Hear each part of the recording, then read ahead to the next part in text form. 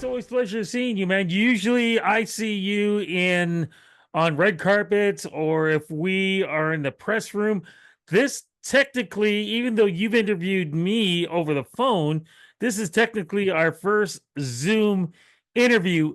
I get to ask this. How does it feel to be on the other end of the questions? I'm always a little nervous whenever I'm answering the questions because I feel like I can't express myself as well speaking as I can in writing, but we'll see. It's a test today, I guess. I think you're going to be a pro at this, especially because of what we're going to be talking about, the Toronto International Film Festival. How do you feel about being back with this? And for you, for the amount of years that you've followed this and reported on this, how do you think TIFF has changed over the years? Oh boy. Well, I could say I started going to TIFF when I moved to Toronto in 2002. So I've sort of watched it grow and evolve for a really long time. And it's always kept its heart as the People's Film Festival in the way that, you can walk down the street in Toronto and run into famous people or run into a red carpet where you're like, oh, why is everybody gathered here? Oh, it's George Clooney. And I think maybe I'm just so used to it now, but I'm the one who's going, why is everyone gathered here? Oh, it's George Clooney again. But for a lot of people, that's really exciting. So this is a great time of year. Good weather usually, and lots of famous faces. Yeah, no, absolutely. Before we get into maybe some of the movies and famous faces, how do you feel after what so many years? Bell is no longer the prime sponsorship. That's changed this Yeah. year. And technically they really don't have one, even though Rogers is filling in for some other things. They technically don't have that number one sponsor right now. Yeah, the presenting sponsor that Bell had that status of being, if you went to see a movie, they were the commercial that was front and center. And they, made sure that TIFF had the funding to keep moving forward. I mean, there's a lot of different resources that TIFF uses, including government funding, but they're also this year announcing a whole bunch of other sponsors who I would imagine they're hoping will sort of take to help fill the lack of funds that are coming from Bell. But I mean, it does change things and it raises questions about the stability of TIFF. They're obviously saying that the future is bright, but we are in a changing industry. I mean, we've Yeah. seen it with music, and you're seeing it with film now, where during pandemic, a lot of younger people turn to TikTok instead of their Netflix accounts, and while Netflix is doing fine, it does raise a lot of questions about what the future of movies are in particular. And I think when you look at the lineup for TIFF this year, you see some of that evident there. The TIFF likes to promote its prime time shows, which are basically streaming shows that are shown on the big screen Yeah. for the release. That's become a big priority for them. They've talked in the past about branching out into other things. I don't know exactly what that will mean, maybe gaming or something one day, but again, the future is hard to predict. You kind of roll with the creativity, and that's where TIFF is today. But I'm talking to a lot of people and they're excited about movies. So I think at least for the 11 days that TIFF is running, a lot of people are going to just be talking about film. Okay, so what are you excited about to see? Oh boy. Well, let me tell you, first off, every year I see like 30 to 35 movies. This year, before the festival, because of links and pre-screenings, I'm at 17. So I'm on a really good trajectory towards beating my record, which I think is 39. So yeah, I've seen a lot of movies already. What am I excited about? There's one called Honora that I saw a press screening of, and you may have heard of it because it won the Palme d'Or at the Cannes Film Festival earlier this year. It's a director. His name's Sean Baker, and he's made a lot of films that focus on humanizing people who work in the sex worker industry. And Honora is no exception here. In fact, it's probably the film where that storyline takes center stage in the strongest way. Sean Baker was previously known for a film called Tangerine that got attention about 10 years ago for being shot on an iPhone. It was the first movie that did that. Um, and then a few years ago, he did the Florida Project, which was also really popular at film festivals and sort of centered on this bright pink hotel in the middle of Orlando, just in the shadow of Disney World. Another film that's really close to my heart. I've seen it so many times and I love it. And Honora, his latest one, has a bit of a different turn. It's a little bit darker at times, but it's darkly funny, and it really humanizes the characters. And I think we're going to hear a lot more about it during awards season. So TIFF is the second stop after the Cannes Film Festival. And I think that they're hoping to sort of, get the tires running on this awards season talk. So yeah, that's what I'm excited about. If we want to talk about music, there's a lot of music docs this year. You just, you know what? That was literally, you took it right out of my mouth. And I think the one that everybody is talking about right now has to do with what everybody considers Canada's group, Canada's band, and that would be the Tragically Hip. Yeah, Tragically Hip, No Dress Rehearsal. So the pitch here is it's a Prime Video series, Amazon funded, and it's almost 4.5 hours. And going into it, I was thinking, do I really need to see a 4.5 hour documentary on the Tragically Hip? I covered them during the whole final tour, Gord Downey's death, and many other things. So I was thinking, I feel like I've heard the story. Let me tell you, I sat down and I watched it all in one go. It was really engaging. If you're a Hip fan, you're going to see so much archival footage here you've probably never seen before. It's just a treasure trove of information. And even if you're a casual fan, I think there's a lot here to discover.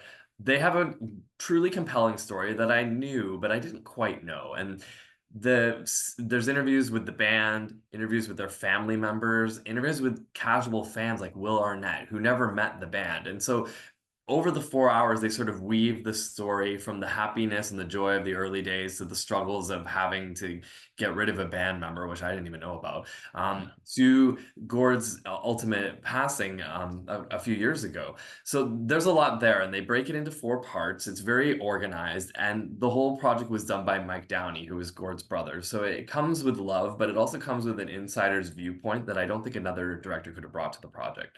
So 4.5 hours worth your time, Tragically Hip, No Dress Rehearsal.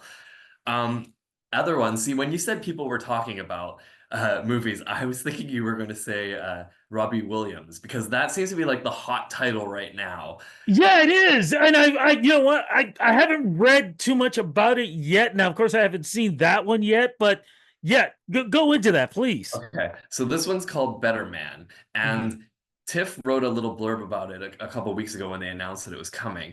And Robbie Williams recently did a Netflix docu-series, which I think was 4 parts as well, or it was at least three. And so I'm thinking, do we need another Robbie Williams story? Well, it turns out this is a little bit different. And the secret that they had been sort of hiding, I guess, was that in the film, Robbie Williams is played by a CGI monkey.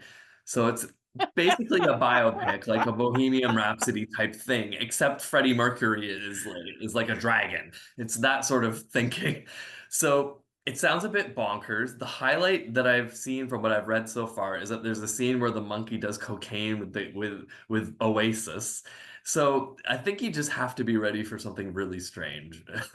I don't know if it's What what about one of my all-time favorites who I've interviewed several times in the past, Paul Anka. I know he's got a film out too. Yeah, he does, and I've seen it. And I really liked it. If you're a fan of Paul Anka or you just sort of know a little bit about him, there's a lot to discover here. And it's bookended by his New Year's Eve performance last year in Times Mhm. Square, which was a big moment for him because he had rewritten some of the lyrics of his song My Way to sort of update them. But it was also just, I think, a bit of a victory lap in a way. And so the movie uses that to sort of pause and look back at how he came up in the industry, which is a very unique story if you don't know it. I'm sure you know it.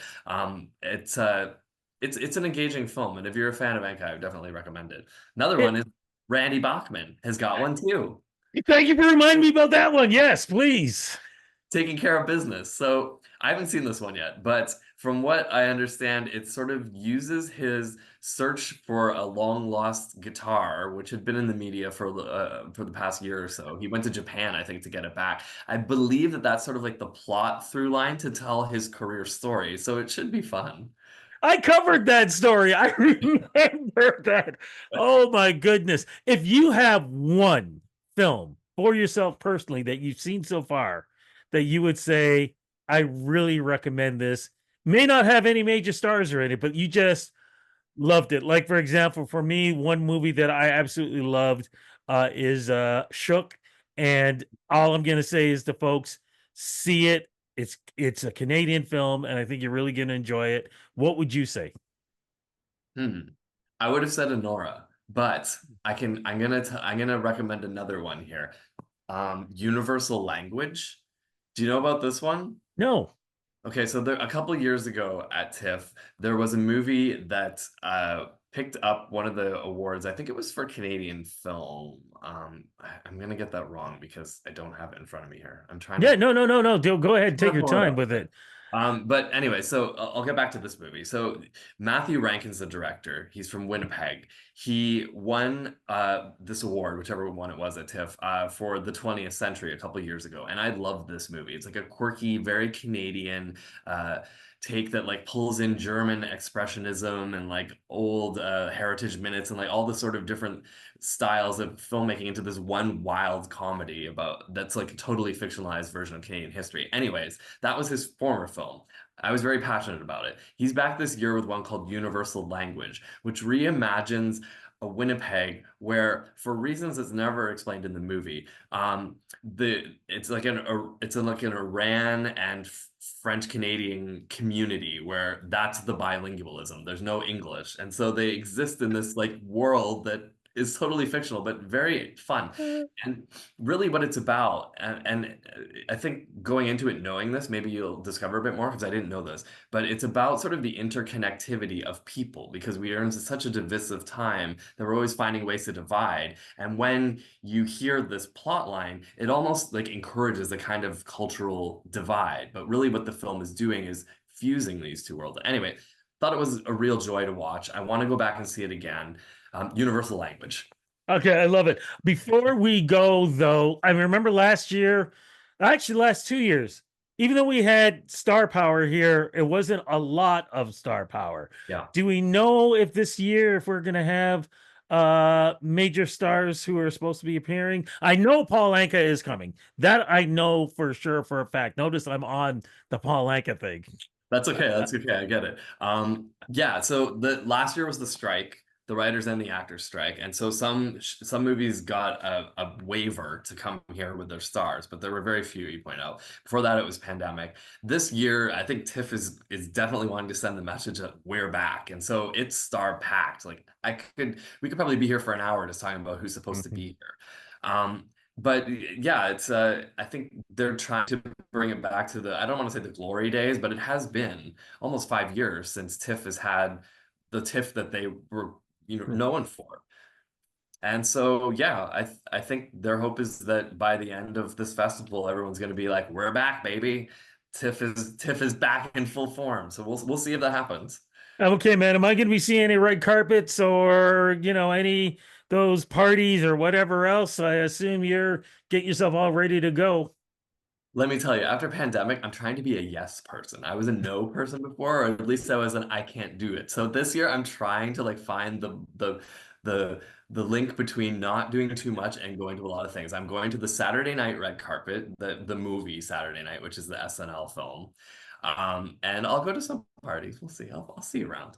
Oh, definitely see you around, my friend. Thank you so much for this. It's always a pleasure. And I gotta say, over the years, I don't feel being at these events right without seeing your face there and your amazing questions. So, my friend, it has been a pleasure over the years to sit with you, stand next to you, and just enjoy the experience with you. And I'm looking forward to doing the same again with Tiff. I'm blushing. I'm blushing. But yeah, I look forward to seeing you, Rudy. It's always a good time. We have some good laughs.